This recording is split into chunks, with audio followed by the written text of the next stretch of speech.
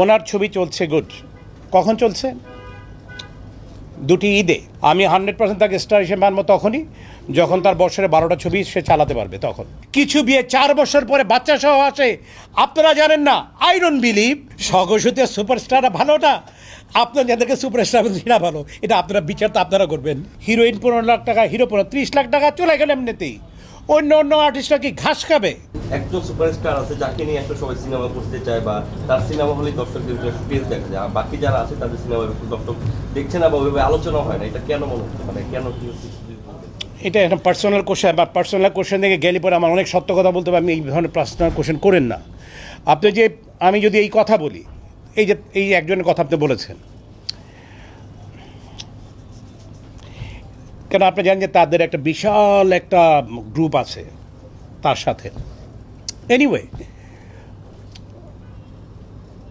Undoubtedly উনি star, আমি একদম মনে প্রাণে স্বীকার করছি। তার পাশাপাশি আমাকে আমার একটি প্রশ্ন আপনার কাছে। ওনার ছবি চলছে গুড। কখন চলছে? দুটি ঈদে। আর 10 মাস কি হচ্ছে সেটা উত্তর দিতে হবে আমাকে।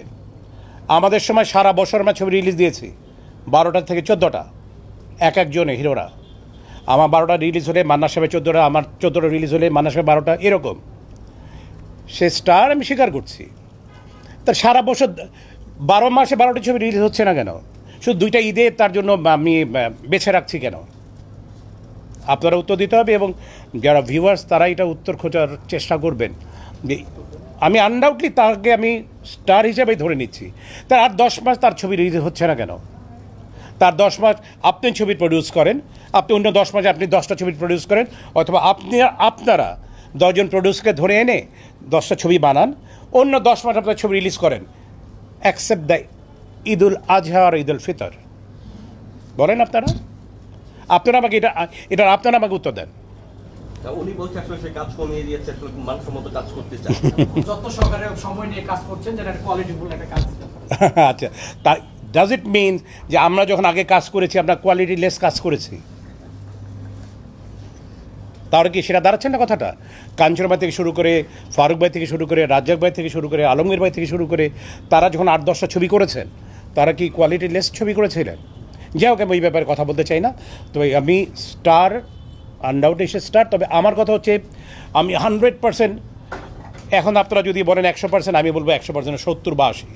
আমি 100% তাকে স্টার হিসেবে মানবো তখনই যখন তার বছরে 12টা ছবি সে চালাতে পারবে, তখন, নট বিফোর দ্যাট। সুপারস্টার শব্দটা হ্যাঁ আপনাদের বেলায় ছিল না, কেউ বলতো না। হ্যাঁ, সবাই কাজ করে যেত, নায়ক রুবেল, নায়ক নায়ক অমুক, নায়ক তমুক। হ্যাঁ, তো এই যে সুপারস্টার, এখন কথায় কথায় সুপারস্টার এবং অনেক সুপারস্টার এখন, হ্যাঁ, এই বিষয়টা কিভাবে দেখেন? খারাপ ভালো এখন বলেন। স্বঘোষিত সুপারস্টাররা ভালো না, আপনার যাদেরকে সুপারস্টার সেটা ভালো, এটা আপনারা বিচার তো আপনারা করবেন। স্বঘোষিত সুপারস্টাররা না, সমস্যা হচ্ছে যে আমি একটু কিন্তু টেকনিক্যালি একটা কথা বলেছিলাম যে আজকালকার যুগে যারা আছে তাদের প্রতি সম্মান রেখে বলছি, আবার একটু জেদ নিয়েও বলছি। তারা 1-2টা ছবি চলার পরই না, তারা এক একজনের 10 লাখ, 15 লাখ, 20 লাখ টাকা চায় বসে থাকে। আমি মনে করি না তাদের 20 লাখ টাকা চাওয়ার মতো তাদের কোয়ালিটি হয়েছে। তুমি 20 লাখ টাকা কখন চাওয়া? যখন তুমি একটা ছবিকে তুমি মিনিমাম 1 সপ্তাহ হাউসফুল দিতে পারবা, বা তোমার নামে দর্শকের মধ্যে দর্শকপ্রিয়তা থাকবে, তোমার নামে হলের মধ্যে 10,000 লোক ঢুকবে, তখন তুমি এই ধরনের টাকা চাও। একটি হচ্ছে সেটি, আরেকটি হচ্ছে তুমি তোমার অবস্থানগত দিকটাও একবার চিন্তা করো। আজকে ফিল্ম ইন্ডাস্ট্রিটা কোথায় আছে? সেইখানে যদি আমি ভালোবাসি, সেটার প্রতি যদি আমার দয়া, মায়া, ভালোবাসা সব কিছু থাকে, একাগ্রতা যদি থাকে, তাহলে আমি কী করব? এটাকে আমরা চেষ্টা করব ভালো করে কী করে সামনে দিয়ে এগিয়ে নিয়ে যাওয়া। আমি 10 লাখ টাকা, 15 লাখ টাকা বয়ে থাকলাম, হিরোইন 15 লাখ টাকা, হিরো 30 লাখ টাকা চলে গেল এমনিতেই। অন্য অন্য আর্টিস্টরা কি ঘাস খাবে? তো অন্য আর্টিস্টরা কোথায় যাবে? তখন কী করতে হয়? রাস্তাঘাট অন্য একটা আর্টিস্টের কোনো জগে যদি ছবি বানাতে হয়, যার জন্য ছবির অবস্থা সেরকম হয়, বেহাল অবস্থা হয়। কেন আপনার একটা জিনিস বিশ্বাস করতে হবে যে কথা প্রসঙ্গিক কথা চলে আসে। যেমন আপনি যদি একটি বিরিয়ানি তৈরি করতে যান, আপনি একজন গুড শেফ, আপনি একজন গুড শেফ হিসাবে বলবো যে আপনি যদি একটি ভালো বিরিয়ানি তৈরি করতে চান, আপনি ভালো অনেক সুন্দর চাল নিয়েছেন, আর আপনি খাসির মাংসটা নিয়েছেন খুব ভালো, তাহলে কি বিরিয়ানিটা হয়ে যাবে? এখন হিরো এবং হিরোইন বিরিয়ানি করার জন্য হিরোইনও নিয়েছেন একদম স্টার মানে চাল, খাসির মাংসটাও নিয়েছেন স্টার একজন, আর যে আপনি তারপর লাগবে কি, ঘি লাগবে, আনুষঙ্গিক অনেকগুলো মশলা লাগবে, সেইগুলোর যত হওয়া দরকার সবচেয়ে বাজে জিনিসগুলো যেগুলো মানুষ খায় না সেগুলো নিয়ে বিরিয়ানি করলেন, সেই বিরিয়ানি কেউ খাবে? আপনি দুইটা তো ভালো জিনিস না, আরও তো নিতে পারেননি। Biryani while it is biryani, it means it's a combination, it's a combination. Combination মানে হচ্ছে সকল কিছুর সমন্বয়টা যদি সুন্দর হয় তাহলেই আপনি একটি ভালো বিরিয়ানি উপহার দিতে পারবেন। ঠিক সেই রকমই ছবির ক্ষেত্রে ঠিক সেরকম হবে। আমি দুজন কাস্ট নিলাম অনেক দাম দিয়ে, 30 লক্ষ টাকা, 30 লক্ষ 30 লাখ টাকা দিয়ে আমি যখন 70 লক্ষ টাকা ছবি বানাচ্ছি, অন্যান্য যে উপকরণ যেগুলো আছে, উপকরণগুলো যা দাবি নেওয়া উচিত, সুন্দর নেওয়া উচিত, সেগুলো নিতেই পারলাম না। সবচেয়ে কম দামি বস্তা পচা জিনিসগুলো নিয়ে বিরিয়ানিটা বানালাম, সেই বিরিয়ানির স্বাদ কোনো দিন ভালো হতে পারে না, নেভার এভার। দ্যাটস ওয়াই আমরা এই জিনিসগুলো কখনো চিন্তা করি না। কিন্তু আমাদের সময় যারা ছিল আমরা চিন্তা করতাম, কিন্তু এখনে যারা আছেন তারা আসলে খুব অল্প সময় 40 লাখ টাকার দামের গাড়িতে চড়তে চাই, খুব অল্প সময় আমি নতুন ফ্ল্যাট কিনতে চাই, খুব অল্প সময় আমি নতুন বাড়ি করতে চাই। এটা হচ্ছে আমাদের সমস্যা। আমার কথা হচ্ছে যে আপনি কাজের পিছে দৌড়াবেন, টাকা আপনার পিছে দৌড়াবে, এটাই নিয়ম। কিন্তু এখন সেই নিয়মটা টোটালটাই উল্টা হয়ে গেছে। দ্যাটস ওয়াই চলচ্চিত্র আজকে ধ্বংস হয়ে গেছে। এখন যারা কাজ করছেন তাদের কাজের থেকে ব্যক্তিগত বিষয় নিয়ে আলোচনা বা সমালোচনা বেশি হচ্ছে। অ্যাজ এ সিনিয়র অ্যাক্টর হিসাবে আপনার কিছু বলার? আমি বলেন এই যে কথা বলতে গেলে যে আবার অনেককে ধুয়ে মুছে ছাড়খাড় করে দিতে হবে, আমি শুধু এইটুকু বলবো যে পারিবারিক বিষয়গুলো পরিবারের মধ্যে সীমাবদ্ধ থাকা উচিত।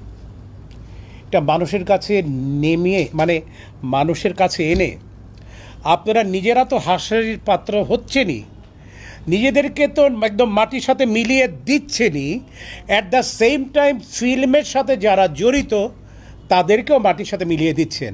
মানে আমাদের অবস্থা হয়েছে এমন যে আপনাদের জন্য এখন বাইরে আমাদেরকে পরিচয় দিতে অনেক সময় সমস্যা দেখা দেয়, যে আমরা যে ফিল্মের হিরো বলতে গেলে ও আপনি আচ্ছা হয়তো অনেকেই আছে আপনি নাই চিনতে, আপনি ফিল্মে কাজ করেন, আচ্ছা ওই আপনাদের ফিল্মে এইসব ঘটনা ঘটে, তখন আমাদের অবস্থা যে কোথায় যায়।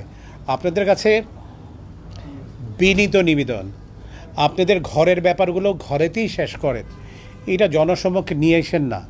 পাবলিকের কাছে যারা আছে, যারা ভিউয়ার্স আছে, যারা এখনও ফিল্মের লোকজনকে ভালোবাসেন, আপনাদের সকলকে ভালোবাসেন, সেই ভালোবাসার চিন্তা থেকেই বলছি, এই ভালোবাসার সম্মানটা রাখার চেষ্টা করেন।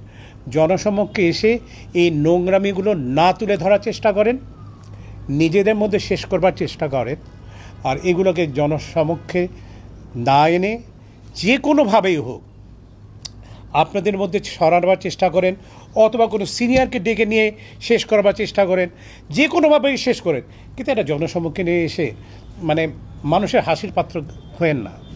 এটা আসলে আপনি চমৎকার একটি কথা বলেছেন, কারণ এখনকার দিকে আপনি যদি খোলেন, ফেসবুক খুললে পর ইউটিউবে আপনি দেখবেন যে এই সমস্যা এখানে আমি আপনাদের দোষ দেব যে আপনারা সবাই ফেঁসে যাবেন। এই জন্য যে আমি আবারও বলবো, বারবারই বলবো, pen is mightier than the sword. এটা সারা জীবনের কথা এবং এটা আমি সারা জীবন বিশ্বাস করি। আপনারা সাংবাদিকরা অনেক কিছু জানেন না, আই ডোন্ট বিলিভ। আপনারা সব কিছু জানেন, কিন্তু আপনারা নিজেরাই গোপন করেছেন। নাহলে কিছু বিয়ে 7 বছর 9 বছর পরে বাচ্চা সহ আসে, আপনারা জানেন না, আই ডোন্ট বিলিভ। কিছু বিয়ে 4 বছর পরে বাচ্চা সহ আসে, আপনারা জানেন না, আই ডোন্ট বিলিভ। আপনারা সব জানেন, কিন্তু আপনারা কেন লেখেন না, কেন তুলে ধরেন না, এটা আমার আপনাদের কাছে জিজ্ঞাসা।